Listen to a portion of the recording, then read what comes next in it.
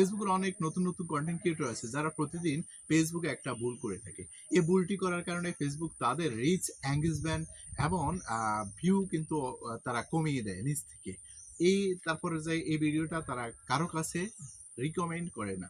আরো অনেক অনেক সমস্যা রয়েছে। তো প্রিয় দর্শক, আপনারা যারা নতুন কন্টেন্ট ক্রিয়েটর রয়েছেন, আপনাদের উদ্দেশ্য বলবো আপনারা এই কাজটি কখনো করবেন না।